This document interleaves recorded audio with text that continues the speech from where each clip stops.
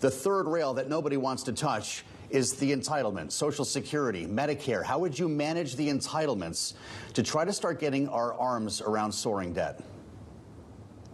Well, you know, you've got multiple candidates on that stage that said they wouldn't touch entitlements, including Trump. And any candidate that says they're not going to touch entitlements means that they're basically going to go into office and then leave America bankrupt. Social Security is going to go bankrupt in 10 years. Medicare is going to go bankrupt in 8. So the way we deal with it is we don't touch anyone's retirement or anyone who's been promised in, but we go to people like my kids in their 20s when they're coming into the system and we say the rules have changed. We change retirement age to reflect life expectancy. Instead of cost of living increases, we do it based on inflation. We limit the benefits on the wealthy, and we expand Medicare Advantage plans.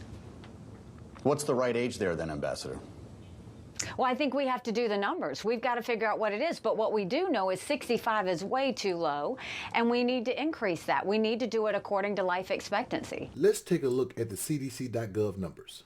In 2017, in the United States, the average age of death among males was highest for non-Hispanic whites, 72 years, followed by non-Hispanic Asians or Pacific Islanders, 70 years, Hispanic, 62.2 years, and non-Hispanic blacks, 62.1 years. Among females, the average age of death was highest for non-Hispanic whites, 78.1 years, followed by non-Hispanic Asian or Pacific Islanders, 75.8, Hispanics is 70.7, and non-Hispanic blacks, 69.7. That money is not meant for you to get when you die. That money is supposed to be for when you can no longer work and you have to be at home. In addition to whatever 401k plan or retirement plan your company has, you can use that money to supplement your income. It's not meant for you to die before you get the money.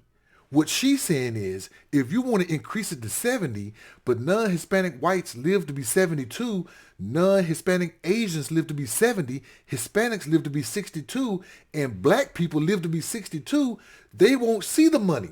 So from the time they start working, at let's say 16 or 18, from the time they start working until they turn 62.1, they will never see that money. So what does that mean? That means that the pot gets fuller to give to somebody else, namely a white female who lives to be about 78 and a non-Hispanic Asian female who lives to be about 75.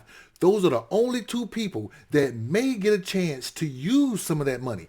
You are not going to last long because if it's increased to 70, you die at 75. You die at 78. Remember now, a black man dies at 62.1. A black woman dies at 69.7. So she won't even get to enjoy the money. He won't even get to enjoy the money. A Hispanic lives to be 62 in 2 months. He won't even get a chance to see the money, but they pay into the system. The way it is right now, the retirement age is 65. We still can't see the damn money.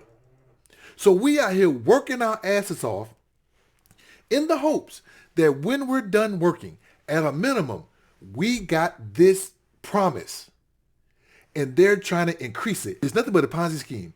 We pay into it for those who've already retired, and the children that's coming behind us are supposed to pay for us. But none of that matters to me because I'm supposed to die at 62.1. So even if it is 65, I may not make it. Even if it is 70, I've paid into the system since I was 16, and I will still not see the money based on the CDC numbers. And she has got the audacity to sit up there and say it needs to be increased to 70 because people are living to 70. No, it needs to be at 60 because people are living to 70. It needs to be at 70 because people are living to be 80 and 85. No one wants to get the money and then a year later pass the fuck out. What do you think?